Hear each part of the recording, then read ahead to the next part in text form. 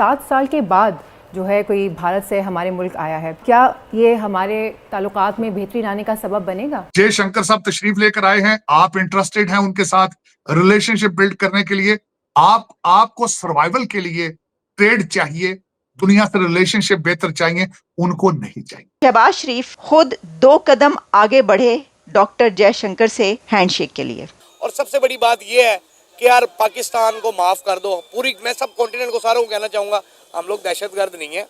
अगर हम लोग दहशतगर्द होते हैं, हमारे पाकिस्तान में धमाके होने थे। ये वो हैंडशेक है जिसको बहुत पहले हो जाना चाहिए था। ट्रेड करें, सारा कुछ करें, उनके साथ मुआहदात करें और अपनी जो गुर्बत का खात्मा करें, ना कि हर तरफ कशकोल लेके चले जाते। सिर्फ वजीर खारजा का आ जाना ही क्या बर्फ पिघलाने में मददगार साबित होगा या उसके लिए मजीद कोई ठोस इकदाम भी करने होंगे? और अभी अच्छा होता अगर नरेंद्र मोदी साहब खुद आ जाते, लेकिन बहरहाल वो नहीं आए।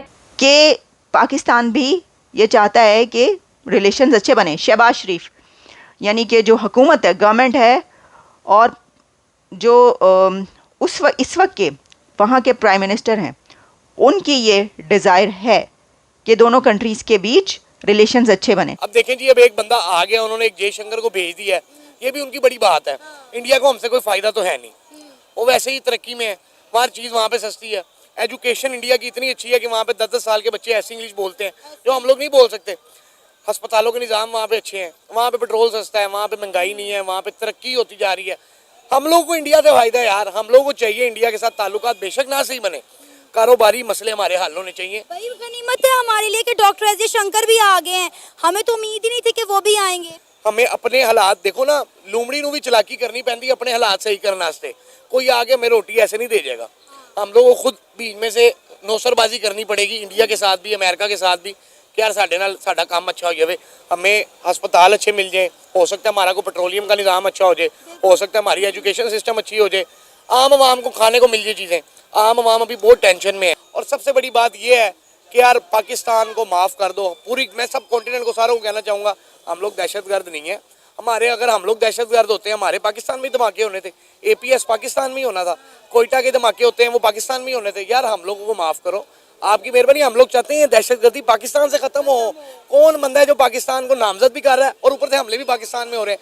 या तो आप पाकिस्तान को तब बोलो कि पिछले 10 साल में पाकिस्तान में कोई दहशतगर्दी वाला हमला ना हुआ। सबसे ज़्यादा नुकसान हम लोगों ने उठाया है।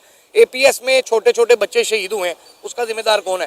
पाकिस्तान ही अगर अपना आप दुश्मन बन जाएगा तो क्या फ़ायदा होगा?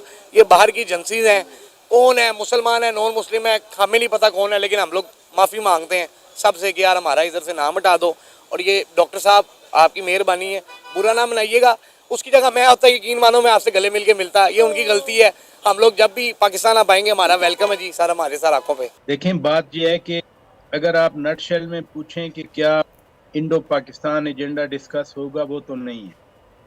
लेकिन ये जो एटमॉस्फेरिक्स होती हैं, सिंबल्स होते हैं, ये बड़े इंपॉर्टेंट होते हैं, ये स्पीक फॉर देमसेल्व्स।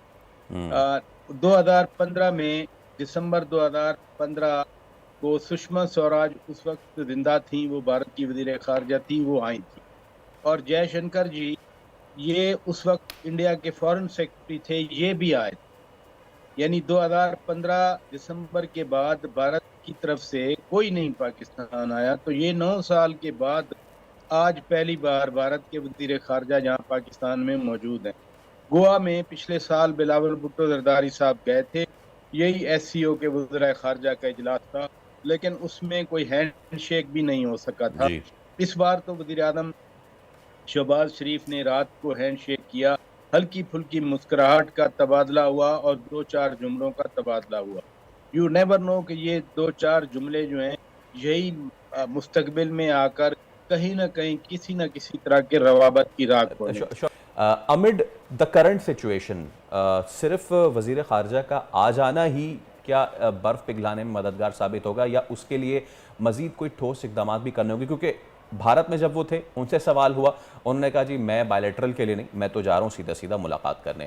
प्लस ये कि जो उन पे ऑलरेडी एक प्रेशर बना हुआ है, जो उनके नेगेटिव मामलात हैं, आपको पता है कनाडा को लेके सारी चीज़ें, तो इस सब पे में आपका तज़किरा। चीन के साथ फ्रीज किया हुआ है अपना जो झगड़ा है, अब पाकिस्तान के साथ उसका झगड़ा एक्टिव भी है और फ्रोजन भी है कि खुदा न खास्ता कोई जंग तो नहीं है, लेकिन हमारी कोई बराह रास्त अच्छे आना जाना भी नहीं है, ट्रेन बंद है, बस बंद है, एयर जी ट्रैफिक बंद है, पीपल टू पीपल कांटेक्ट नहीं है, तिजारत जी जी please continue continue sir.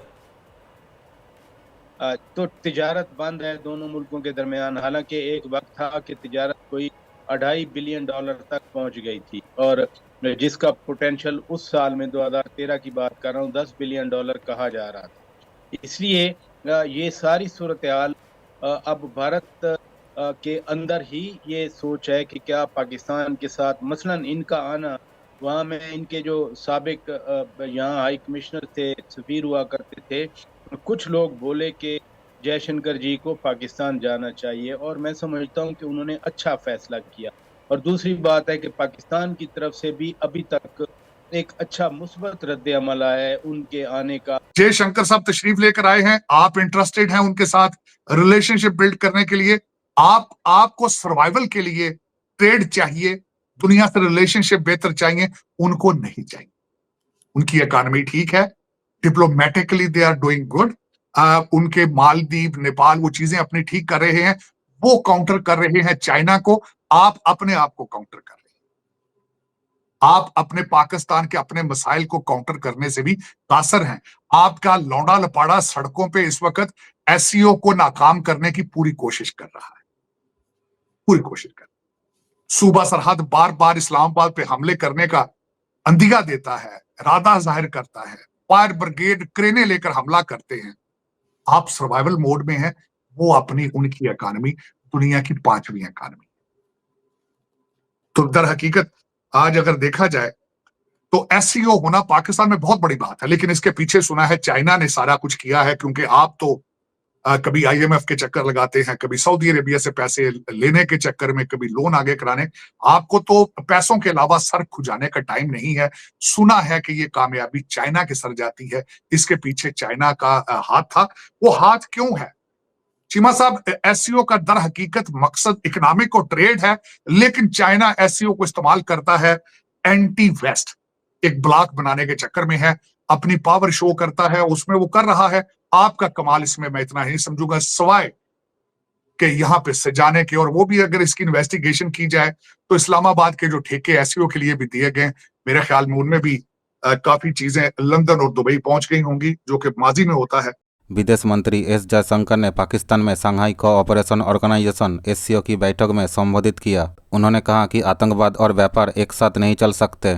Jaishankar ने पाकिस्तान चीन का नाम लिए बिना कहा कि सभी देशों को एक दूसरे के सीमाओं का सम्मान करने की जरूरत है। भारतीय विदेश मंत्री ने कहा कि यदि एससीओ के मेंबर देशों के बीच दोस्ती की कमी आई है और पड़ोसी संबंध बिगड़ गई है तो इस पर विचार किया जाना चाहिए। उन्होंने कहा कि अगर हमारे बीच भरोसे में कमी आई है तो हमें अपने अंदर झांकने और उसकी वजह समझने की जरूरत है। इससे पहले पीएम शाहबाज शरीफ ने मंगलवार रात को एससीओ नेताओं के लिए डिनर रखा था। यही पीएम शाहबाज और जयशंकर की मुलाकात हुई और पाकिस्तानी पीएम ने हैंडशेक किया।